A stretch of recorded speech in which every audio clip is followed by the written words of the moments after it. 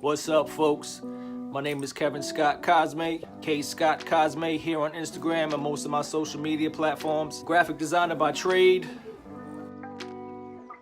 illustrator, painter, all around creative. Always have been, always will be. Born and raised in Brooklyn, New York, was always big into hip hop. Always pulled inspiration from the people, the sights, the sounds, the smells. The city's just a big influence on everything I've done.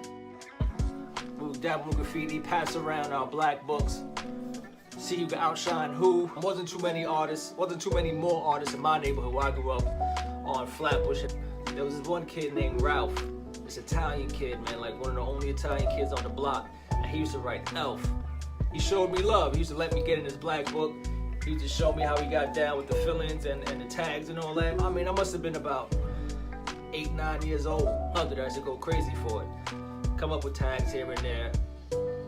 Get into everybody's black book and try to outshine everyone. It was real competitive, but it was all love. You share your own trade secrets, you know what I mean? So from then on, I started doing murals for a couple of stores around the neighborhood.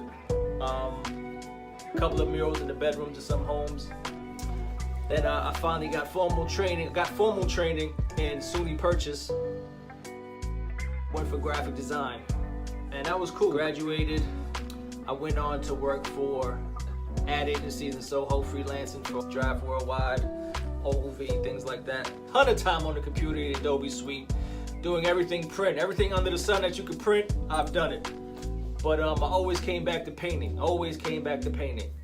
And made it a goal of mine to dedicate more of myself to painting on canvas and sharing what I could bring to the world. I am humbled.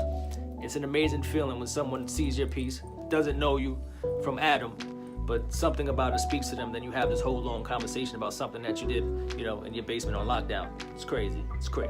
I've always made it a goal of mine to try to juxtapose street art and what some consider like fine art imagery or techniques. Far from the first person to ever try to do that, but I go at it hard. The things I saw on the walls driving through my neighborhood were amazing, and I couldn't believe that people looked down on it. People who never once held a spray can or tried any of these methods, critiquing these things, these masterpieces on the wall, calling them garbage, calling them, vandalism.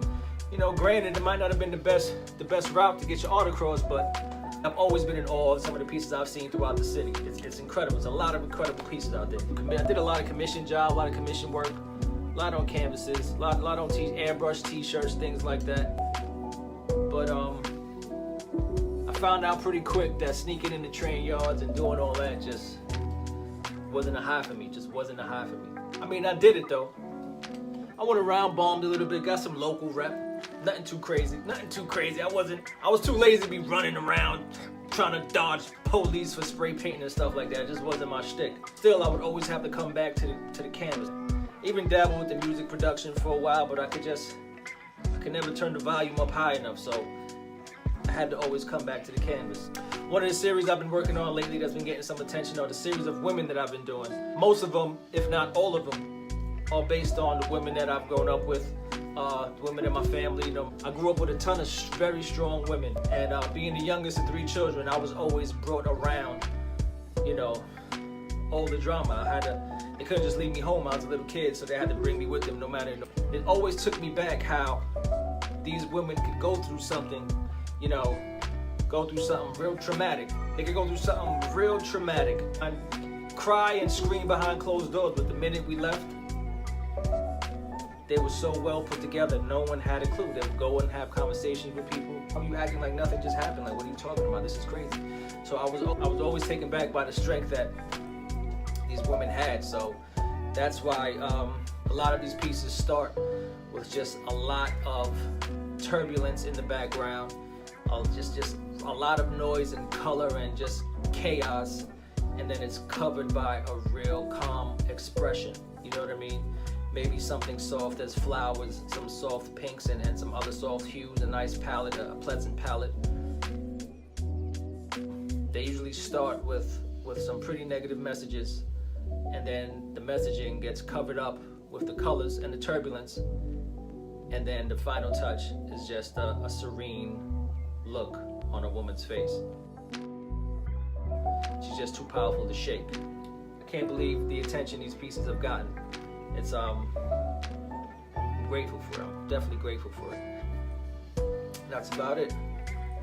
So yeah, so for as long as I got breath in my lungs, I plan to have paint on my brush and keep cranking out artwork for as long as I can. Thank you for taking the time out. God bless. I'll see you soon.